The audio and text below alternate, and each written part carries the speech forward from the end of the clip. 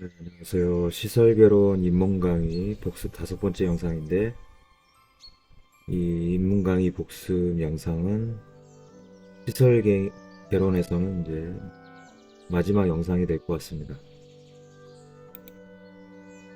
네, 저도 빨리 털어버리고 기본 강의 쪽으로 이제 학습의 방향이 옮겨갈 것 같습니다.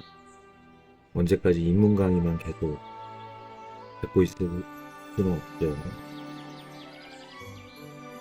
그래서 공동주택 시설개론에서 파트 1이 건축구조였고, 건축구조에는 총론 기초구조, 조적식 구조,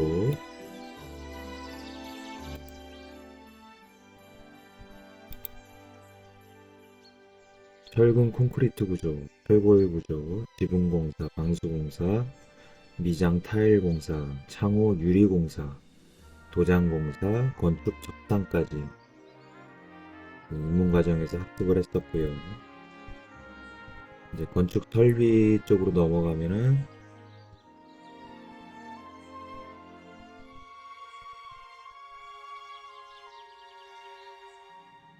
급수 설비, 급탕 설비, 배수 통기 설비가 나오는데,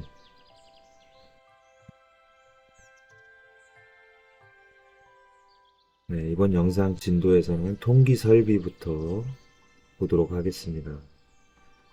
통기 설비의 1번 통기관의 설치 목적을 보면은 트랩의 봉수를 보호한다.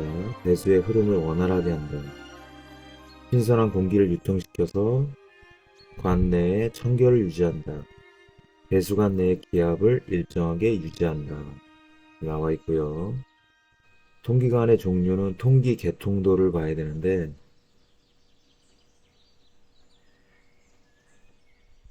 통기관의 종류는 신정 통기관, 루프 통기관, 도피, 습윤, 공용, 각계 통기관 이렇게 나눠볼 수가 있고요. 통기 수평 지관도 있고 통기 수직 주관도 있습니다. 탕세 내용에서는 좀 더 자세한 내용이 나올 것 같습니다. 그 다음에 4장으로 넘어가서 위생기구 및 배관용 재료가 나오는데요.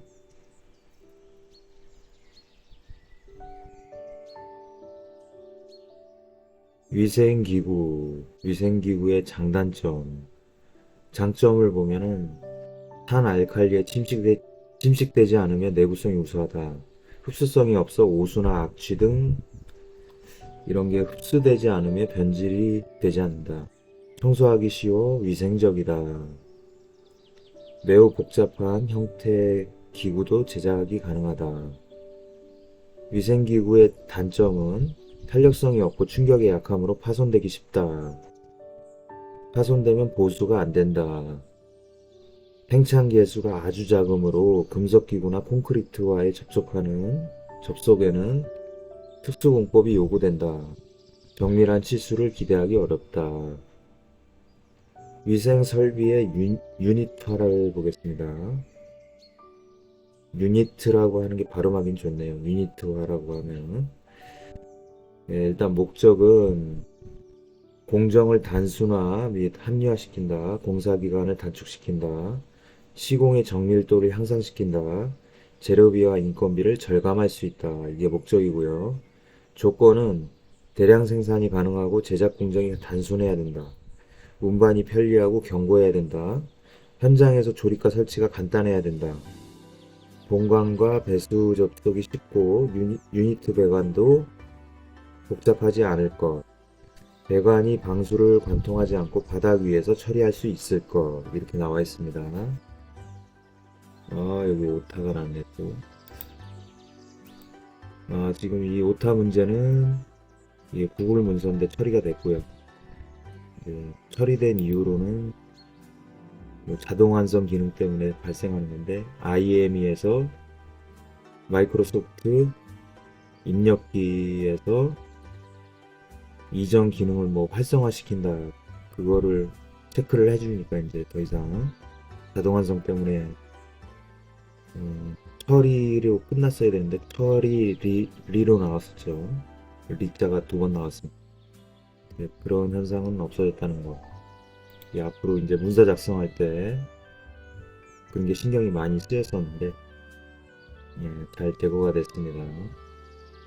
인터넷 검색해보면 이제 처리 방법이 나오겠죠. 네, 그 다음에 밸브를 보겠습니다. 밸브에는 슬루스 밸브, 글로브 밸브, 옆지 밸브가 있는데, 슬루스 밸브는 게이트 밸브라고도 하면서 유체의 마찰 저항이 가장 적다. 급탕용으로 가장 많이 사용되는 밸브다. 대형 및 고압 밸브로 사용된다. 글로브 밸브는 후속 밸브, 구형 밸브라고도 하는데 마찰 저항이 가장 크다. 구조상 유량 조절과 흐름의 개폐용으로 사용된다. 역지 밸브는 체크 밸브인데 유체를 한 방향으로 흐르게 하는 역류 방지용 밸브로 유량 조절이 불가능하다. 종류에는 리프트형, 수평 배관에 사용한다. 스윙형, 수평 및 수직 배관에 모두 사용할 수 있다.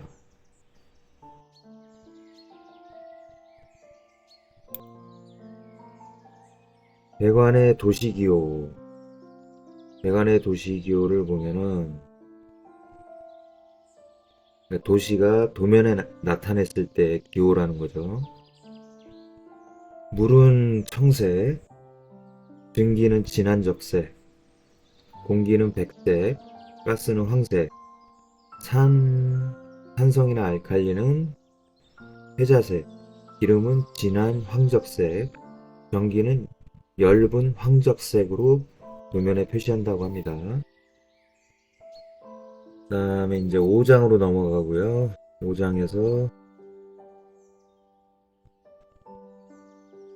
5장에는 이제 오물 정화 설비인데요. 수질 오염의 지표에는 BOD, COD, BOD 제거율이 나오네요. BOD는 없네요. BOD는 바이오 케미컬 옥시전 디맨드, 생물학적 산소 요구량. COD는 케미컬 옥시전 디맨드, 화학적 산소 요구량입니다. BOD 제거율이 일단 공식을 보면은 BOD 제거율은 퍼센트로 나타내네요. BOD 제거율. 제거율이니까 퍼센트가 맞죠. 네, BOD 제거율은 유입수 BOD에서 유출수 BOD를 뺀 값을 유입수 BOD로 나누고요. 거기에 100을 곱한다고 합니다. BOD 제거율은 높을수록 유출수, 방류수라고 하는데 이 유출수 BOD는 낮을수록 성능이 우수한 정화조라 볼 수 있다. 이렇게 나와 있습니다. 그 다음에 오수 정화 처리 방식이 있고요. 물리적 처리 방식 4가지, 화학적 처리 방식 2가지, 생물학적 처리 방식에 또 2가지가 있네요. 물리적 처리 방식에는 스크린, 일종의 여과장치, 신전, 세디멘테이션, 오수 중 부유물의 고용물을 가라앉혀 부패시키는 방법, 교반,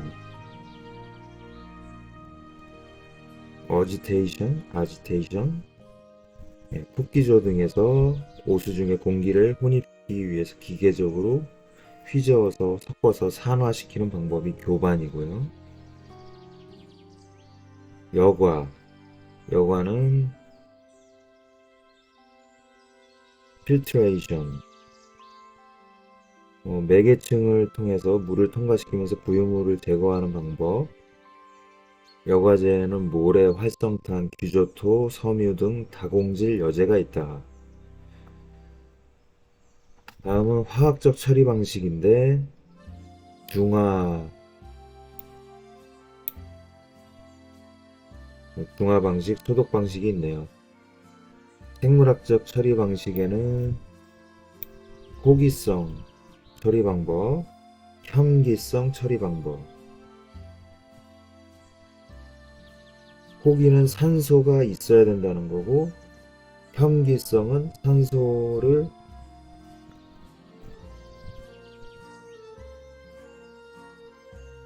산소 공급이 필요 없다는 거죠. 일단은 이 정도만 간단하게 보고 넘어가겠습니다. 그 다음에 이제 부패 탱크식 오물 정화조가 나오는데요. 정화 순서를 보면 오물에 유입이 되고 부패조에서 제1부패조, 제2부패조, 예비 여과조가 있고요. 그러니까 부패 다음에 여과가 된다는 거고, 그 다음에 산화조가 있고, 소독조가 있고, 마지막이 이제 방류 단계가 됩니다. 탱크 부패식 오물 정화조는 이제 도면 그림으로 책에 나와 있는데요. 단면도하고 평면도. 이거는 기본 단계에서 자세히 확인을 하겠습니다. 그 다음에 소화 설비고요. 6장이 소화 설비. 개요를 보면은 소화의 원리는 냉각, 질식, 제거, 희석 방식으로 원리로 소화의 원리니까 냉각 소화, 질식 소화, 제거 소화, 희석 소화 이렇게 네 가지가 있습니다. 소방 설비의 종류가 또 있는데요. 소화 설비, 경보 설비, 피난 설비, 소화 용수 설비, 소화 활동 설비 이렇게 나눠집니다. 소화 설비의 이제 소방 시설의 설치 기준 거기서 연결 송수관에 뭐 구분은 표준 방수량, 방수 압력, 수원의 수량, 세제곱미터 이런 식의 수치가 나오는데 이것도 기본 학습에서 자세히 살펴보겠습니다. 종류만 보면은 연결 송수관, 옥외 소화전, 옥내 소화전, 스프링쿨러 그 사무실 천장에 물이 분사되는 장치죠. 그리고 드렌처가 있는데 드렌처는 정확하게 모르겠네요. 그 다음에 이제 경비 설비는 주로 감지기를 말하는데 감지기에는 정온식이 있고 정온식은 스포트형하고 감지 성형이라고 되어 있습니다. 그 다음에 차동식 스포트형하고 분포형, 보상식 스포트형, 연기식 광전식하고 이온화식. 이것도 기본 학습에서 자세히 봐야 될 것 같습니다. 그 다음에 7장이 가스 설비고요. 가스 설비에는 이제 도시가스, 이제 원료를 따져보면은 LPG, LNG. 도시가스의 공급 개통도는 이제 도면 그림인데 원료에서 제조하고 압송하고 저장하고 압력 조정해서 나중에 이제 공업용이나 빌딩, 지역 이런 데 공급할 수도 있고 가정용이나 상업용으로 공급할 수도 있고요.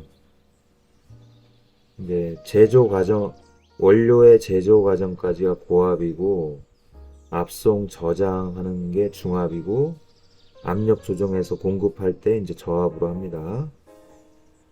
고압은 1메가파스칼 이상이고 중앙 공급은 0.1에서 1메가파스칼 미만이고요. 저압 공급은 0.1메가파스칼 미만이다. 가스 연료의 특성이 있는데 무공해 연료이다. 무색 무취이므로 누설 시에 감지가 어렵다. 폭발의 위험이 있다. 연소 시 재나 그을음이 생기지 않는다. 도시가스 원료의 특성을 보겠습니다. 1번 LPG. LPG는 영어로 Liquefied Petroleum Gas, 액화 석유 가스를 말하는 거고요. 석유의 정제 과정에서 채취된 가스를 압축 냉각하여 액화시킨 것이다. 주성분은 프로판, 부탄, 부틸렌, 프로필렌 등이다. 액화하면 부피가 약 250분의 1로 감소한다. 무색, 무미, 무취지만 프로판에 부탄을 배합하여 냄새를 만든다. 공기보다 무거우니까 가스 경보기는 바닥 위에 30cm에 설치한다. LPG 얘기하고 있습니다. LPG는 발열량이 크고 연소할 때 많은 공기량을 필요로 한다. LPG는 액화 및 기화가 용이하다. LPG는 생선가스에 의한 중독 위험이 있으므로 완전 연소시켜 사용하여야 한다. 연소 시 환기가 필요하다. 다음에 LNG. LNG는 액화 천연가스죠. Liquefied Natural Gas인데 LNG의 내용을 보면 첫 번째, 메탄을 주성분으로 하는 천연가스를 냉각하여 액화한 것이다.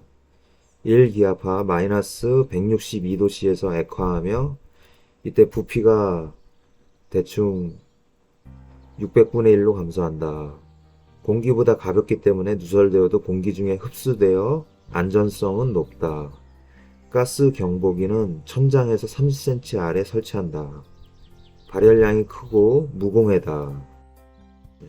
차이점, 둘이 비교했을 때 차이점이 있네요.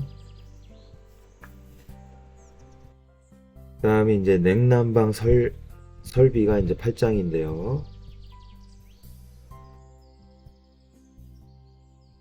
냉난방 설비의 일반 사항을 보면 난방 도일, 히팅 디그리 데이, 실외 평균 기온에 따라 그 값이 변화된다고 하네요.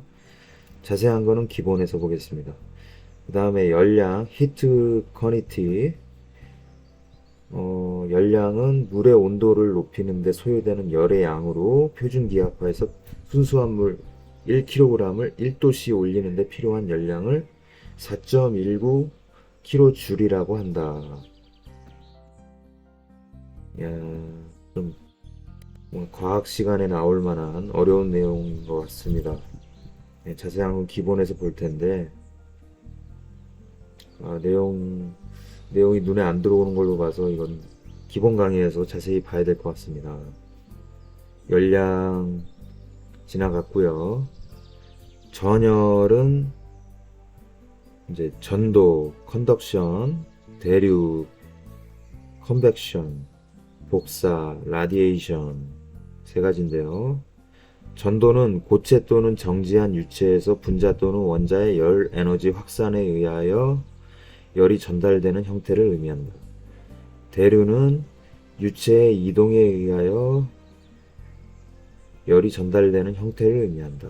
복사는 두 가지인데 첫 번째가 고온의 물체 표면에서 저온의 물체 표면으로 공간을 통해 전자파에 의하여 열이 전달되는 형태로 진공에서도 일어난다. 두 번째는 보통 전열 현상은 이들 전열 형태의 하나가 단독으로 일어난 것이 아니고 복합된 형태로 일어난다. 전도, 대류, 복사 알아봤습니다. 그 다음이 단열이고요. 단열은 두 가지, 내단열, 외단열. 내단열은 네 가지.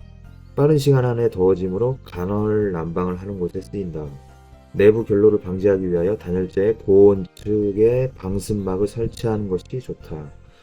표면 결로는 발생하지 않으며 한쪽의 벽돌벽이 차가운 상태로 있기 때문에 외단열보다 결로가 발생할 가능성이 크다. 강당이나 집회장에 유리하다. 가끔씩 쓰는 곳.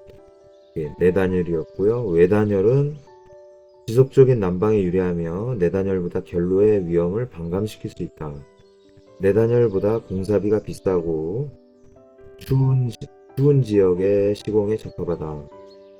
벽체의 습기 문제뿐만 아니라 열적인 문제에 있어서도 유리한 방법이다. 단열재를 건조한 상태로 유지시켜야 하면 내단열보다 단열 효과는 우수하다. 그리고 내구성이 우수하고 외부 충격에 견뎌야 하며 외관의 표면 처리도 보기 좋아야 한다. 이거는 이제 돈이 많이 든다는 얘기죠. 비용이 비싸다. 내단열에 비하여 시공이 어렵다. 비싸고 어렵다. 이렇게 정리를 하면 될 것 같습니다. 열교. 은교도 아니고 열교라고 나와 있네요. 히트 브릿지.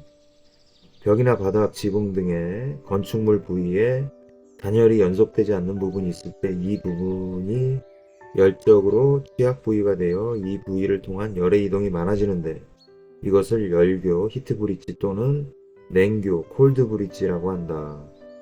조건은 단열재가 연속됨이 없도록 철저한 단열 시공이 이루어져야 한다. 특징은 두 가지. 첫 번째는 열교가 발생하는 부위는 표면 온도가 낮아지므로 결로가 쉽게 발생한다. 두 번째, 구조체 단열 구조의 지지부재들, 공중벽에 연결 철물이 통과하는 구조체, 벽체의 지붕 또는 바닥과의 접합 부위, 창틀 등에서 많이 발생한다. 그 다음이 이제 결로고요. 결로는 수증기가 이제 뭐 아이스 아메리카노 이제 강의하는 교수님은 아이스 아메리카노를 들고 왔다고 하시면서 수증기가 맺히는 거를 말씀하셨고요. 근데 제가 떠오르는 다른 것은 보온 밥솥을 뚜껑을 딱 열었을 때 거기에도 수증기가 맺혀 있죠. 이거는 뜨거운 열과 차가운 부위에서 발생하는 거고요. 뜨겁지 않은 부위하고 맞닿은 부분에서 수증기가 생기는 것 같습니다. 결론은 공기 중에 수증기에 의해서 발생하는 일종의 습윤 상태를 말하는 것으로 습공기가 차가운 벽이나 천장, 바닥에 닿으면 공기 중에 수증기가 응축되어 물방울로 맺히는데 이것을 결로라고 한다. 발생 원인, 실내외 온도 차이, 실내 습기의 과다 발생, 생활 습관에 의한 환기 부족, 구조체의 열적 특성, 불완전한 단열 시공 등 시공의 불량, 시공 직후의 미건조 상태에 따른 결로, 이게 발생 원인이었고요. 방지 대책, 실내 축벽의 표면 온도를 실내 공기의 노점 온도보다 높게 한다. 벽에 방습층을 설치한다. 난방에 의한 수증기 발생을 억제한다. 벽체의 열 관류를 작게 한다. 벽체의 관류 저항을 크게 한다. 환기를 잘해준다. 각 실 간의 온도차를 작게 한다. 이렇게 나와 있고요. 네, 결로의 방지 대책이었습니다. 그 다음에 냉난방 설비의 이제 두 번째 공기 조화 설비인데요. 공기 조화란 주어진 실내 공간에 사람 또는 물품을 대상으로 온도, 습도, 기류 및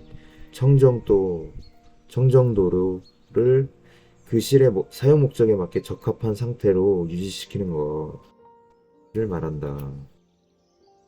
공기 조화의 방식에는 중앙 방식, 개별 방식이 있고 중앙 방식에는 정공기 방식, 공기수 방식, 전수 방식이 있고 개별 방식에는 냉매 방식이다. 네, 이 정도에서 상세 내용은 기본 강의에서 한번 자세히 보겠습니다.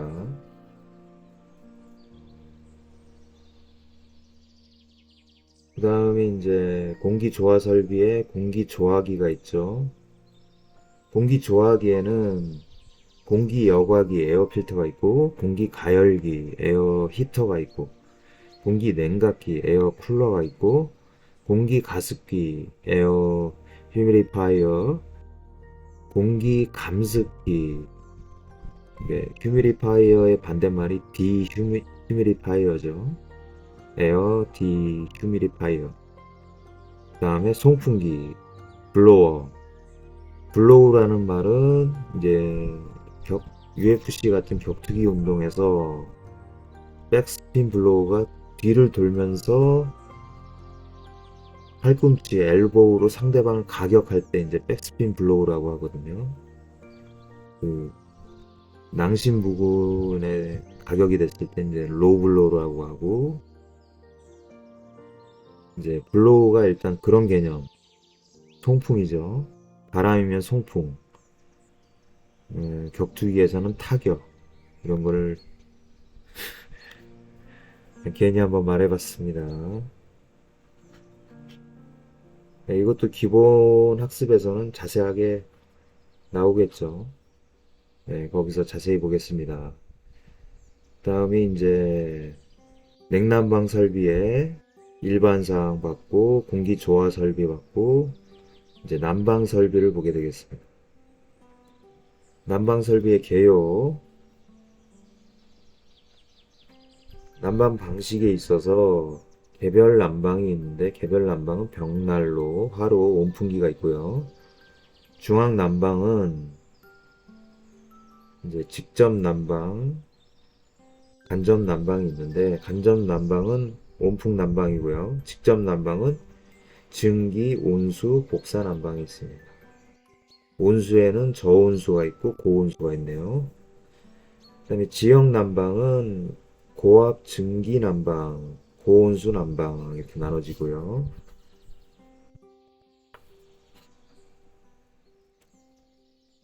증기 난방은 스팀 히팅이라고 나와 있네요. 영어로.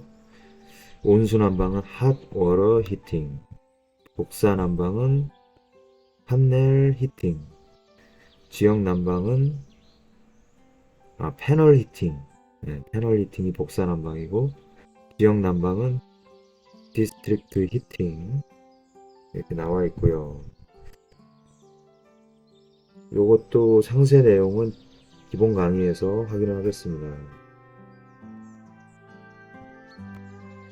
그 다음에 이제 환기 설비고요. 환기 방식의 종류가 있는데, 병원에 이제 수술실이 있죠. 수술실에 저도 어릴 때 들어가 봤는데, 이게 제1종 환기이고, 극기가 송풍기고, 배기는 배풍기. 이렇게 돼 있고요. 송풍과 배풍이 돼 있다. 제2종 환기는 무균실이고요. 반도체 공장이나 무균실. 극기 배기가 이제 송풍하고 자연 배기로 이루어져 있습니다. 제3종 환기는 이제 화장실이나 주방, 수증기, 열기, 취기 등이 발생한 장소.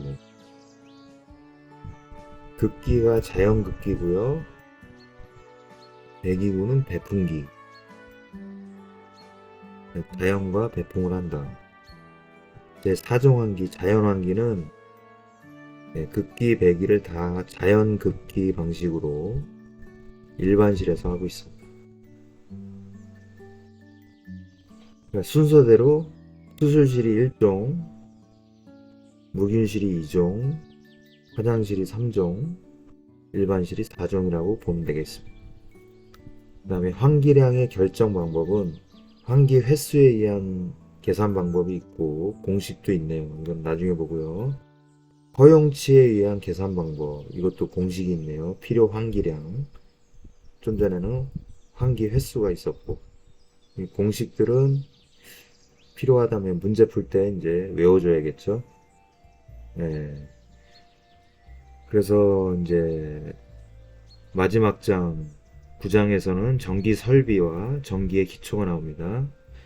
기본 단위는 전압, 볼티지, 전류, 일렉트릭 커런트, 저항, 레지스턴스, ohm의 법칙은 ohm's law.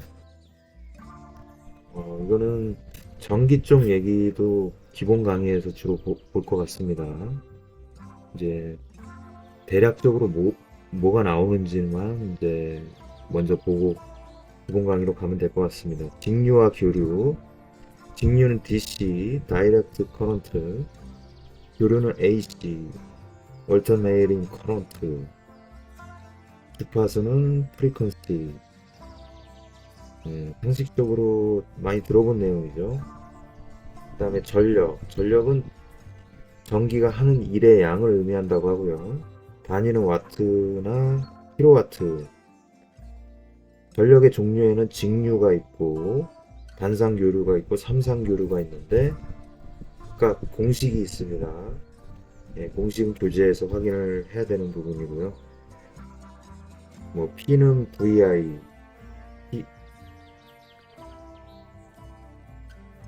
I 제곱 R, V 제곱 나누기 R 이런 식으로 나와 있고요. 단상교류 좀 전에 직류였고 단상교류는 P는 VI 곱하기 0률, 삼상교류는 P는 루트 3 곱하기 VI 0률 나와 있네요. 여기서 좀 전에 0률이 뭘 의미하는지 중요하다고 체크가 되어 있고요. 0률의 의미를 보면은 0률은 전기기기에 실제로 걸리는 전압과 전류가 얼마나 유효하게 일을 하는가 하는 비율을 의미한다. 역률이랑 공급된 전기가 의도한 목적에 얼마나 효율적으로 쓰이는가를 나타내는 수치다. 공급된 전기의 100%를 해당 목적에 소모하는 경우 1로 봤을 때 1에 가까우면 효율이 높은 제품이다. 뭐 1등급, 2등급 이런 거 등급을 따지죠. 역률은 피상 전력과 유효 전력의 비다. 그래서 역률은 유효 전력을 피상 전력으로 나눈 값이다. 이렇게 공식이 있고요. 역률의 개선. 역률을 개선하는 방법은 역률을 개선하기 위하여 각 기기마다 콘덴서를 설치하고 대형 건물에서는 변전실 내에 고압용 콘덴서, 진상용 콘덴서를 두어서 일괄하여 역률을 개선한다. 역률 개선에 효과가 있는데요. 첫 번째, 전력 손실이 감소되고요. 두 번째, 수변 전설비의 용량이 감소한다. 그러니까 뭐 비용적인 측면이겠네요. 한국전력공사의 송전 능력이 확대된다.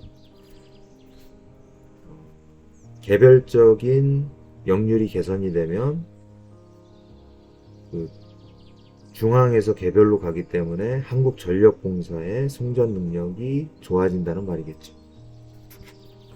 네, 여기까지 해서 시설 개론의 입문 강의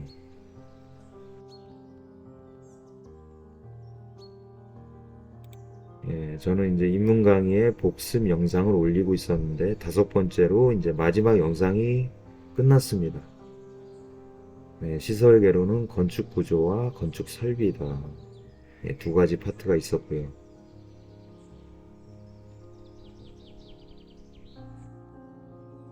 문서 강의를 보면서 봤던 내용을 강의가 끝나고 난 다음에 보통 1주차, 2주차, 3주차, 이제 5주차까지 끝난 거고요.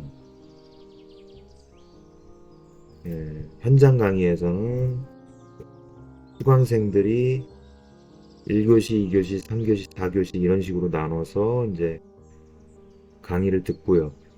그거를 이제 영상으로 녹화를 뜬 거를 갖다가 저같이 이제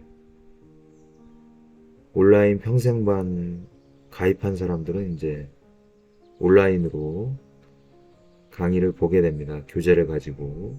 교재는 따로 지급을 받죠. 그래서 시설 개론의 이제 입문 강의도 이제 끝났고, 이제 당분간은 주택관리사 시험에 대해서 입문 강의 다음에 이제 기본 강의인데, 입문 강의가 이제 실제로 이제 2024년도 입문 강의가 이제 8월 달에 곧 시작될 예정이고요. 보름 넘게 아직 시간적인 여유가 있고, 근데 저 같은 경우에 미리 1년 연간 회원 가입을 해가지고 미리 작년도 강의 영상으로 이제 학습을 했던 것이었습니다. 미리 이제 그 시설 개론의 건축 구조에서 기초 구조에 나오는 것처럼 기초 부분을 단단하게, 기초를 여러 번 다지게 되면 더 단단한 기초가 되겠죠. 그거를 위해서 이제 저는 입문 강의를 수강도 했고, 이런 식으로 영상을 올리면서 복습도 해본 것 같습니다.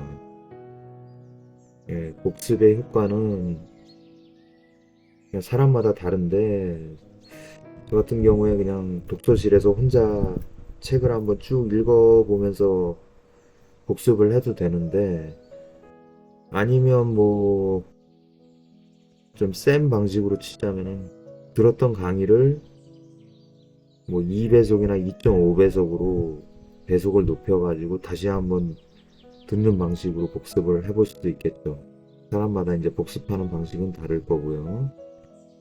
나는 굳이 복습이 필요 없습니다 하는 사람은 이제 복습을 안 하고 다음에 좀 기간이 지난 다음에 또 비슷한 강의를 들을 수도 있겠네요. 아니면 혼자 자습을 하든가. 저는 자습형 인간은 아니기 때문에 강의가 필수인 것 같고요. 근데 또 강의만 듣고 시험을 보면은 이게 이론적으로 다져지는 게 잘 안 되기 때문에 강의도 있어야 되고, 강의도 이제 입문, 기본, 심화, 문제풀이 이런 식으로 이제 체계적으로 강의를 학습을 해야 되고, 학습했던 것들을 이제 나중에 정리를 나름대로 해야겠죠. 그때그때 복습도 할 거고요. 하여간에 이 자격증 시험은 거의 절대평가라고 보는 시험인데, 주택관리사는 2차에서 이제 상대평가죠.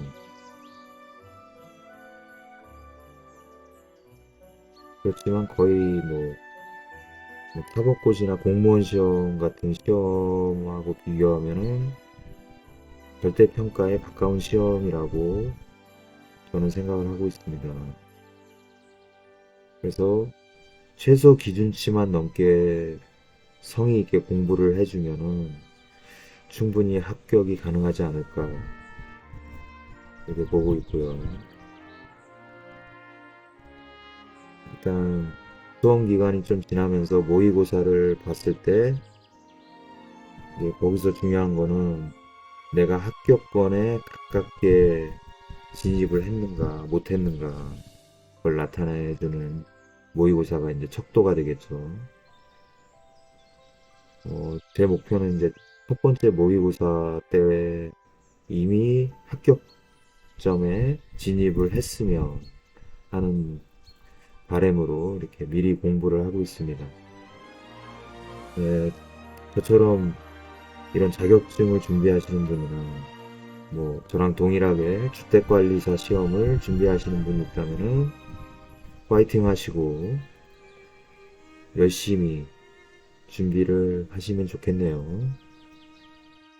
저는 유튜브 영상 거의 끄는 상태인데 아직까지 계속 보는 영상이 이제 UFC나 고교천왕 그런 이제 치열하게 격투기에서 라운드마다 5분의 시간을 두고 치열하게 치고받고 하는 그 영상을 아직 끊지 못하고 보고 있는데요. 굳이 끊을 필요는 없을 것 같습니다. 격투기 영상을 보면은 이런 시험 준비를 하는 사람의 마음 자세보다 더 그 격투기라는 거는 더 빡세죠. 실제로 땀을 흘리면서 훈련을 하고 시합장에서는 상대의 주먹이나 발이 나한테 오는 거를 피하거나 막거나 잡으면서 반격을 하고 아니면 내가 공격을 해가지고 거기서도 이제 격투기 시합에서도 점수를 많이 따면 KO가 안 난 경우에는 이제 점수 비교를 해가지고 승자하고 패자를 나누게 되죠. 그래서 꾸준히 점수를 따기 위해서 로우킥도 자주 하고 주먹과 발을 섞어주면서 콤비네이션 플레이를 하죠. 어쨌든 저는 그 격투기 영상을 보면서 그 선수가 땀을 흘리는 걸 보면서 그리고 뒤에서 코칭 스태프들이 시합 중에 계속 가도 올려 막 한숨 소리 내고 그런 걸 보면은 이런 시험을 준비하는 사람도 뭔가 좀 비슷한 점이 있지 않나 그런 생각을 해봤습니다. 시험에 있어서 코칭 스텝이라고 한다면은 이제 강의하시는 교수님도 있고 이제 학원에는 이제 학원 수험생의 학습 매니저 분도 계시고 이제 그런 분한테 이제 문의 사항이 있으면은 연락을 해가지고 문의 사항을 해결을 하는 거죠. 그런 게 없다면 되게 불편할 것 같습니다. 네. 강의도 중요하고 강의하고 교재, 네. 교재가 언제 나오는지도 확인해야 되고, 네. 강의 일정도 확인해야 되고, 그래서 학원 쪽이 이제 격투기로 따지면은 코칭 스텝이 아닌가 이런 생각을 해봤고요. 이제 실제로 시합에서 뛰는 사람은 격투기에선 선수가 되고 이런 시험에서는 수험생이죠. 이 수험생이 시합 날이 되면은 이제 시험장에 가가지고 문제를 풀어서 남들보다 많은 점수를 받을수록 더 유리하게 합격증을 나중에 교부받을 수 있다는 거. 네. 합격하는 그날까지 그런 것들을 좀 기억을 하면서 아직도 한 1년 1차 시험은 1년 남짓 남았고요. 2차 시험은 1년하고도 2개월 정도가 남은 상태입니다. 네, 뭐, 한 달이나 두 달, 세 달 이렇게 앞두고 시험 준비를 한다면 엄청 공부의 강도가 엄청나게 세야겠죠. 그렇게 하면 간신히 합격할 수도 있겠, 가능성은 있는 건데, 힘든 일이고, 그거보다는 덜 힘들겠지만, 만약에 1년 정도 기간을 두고 직장을 다니면서 평일날 뭐 퇴근했을 때, 아니면 출퇴근 시간 아니면 뭐 주말을 활용해서 공부를 하시는 분들 계실 것 같은데, 그런 분들한테도 열심히 해보시라고 이제 응원을 하겠습니다. 저는 이제 직장을 다니지 않은 상태에서 이제 올인을 하고 있고요. 그만큼 직장 다니면서 하는 거는 저는 좀 힘든 것 같아서, 저는 깔끔하게 최대한 1년의 쇼부를 봐야겠다. 그런 생각으로, 현재까지 열심히 하고 있는데, 시작한 다음부터, 이 열심히 하는 정도의 그 주의나 공부에 대한 열의, 열정, 성의 이런 거를 이 시험이 끝나서 합격할 때까지 계속 유지를 해야겠다. 유지했으면 좋겠다. 이런 바람에서 이 영상의 끝부분에 이런 잡담을 좀 덧붙여 봤습니다. 잡담은 여기까지고요. 영상도 이제 여기까지 해서 마무리를 하겠습니다. 마치겠습니다. 감사합니다.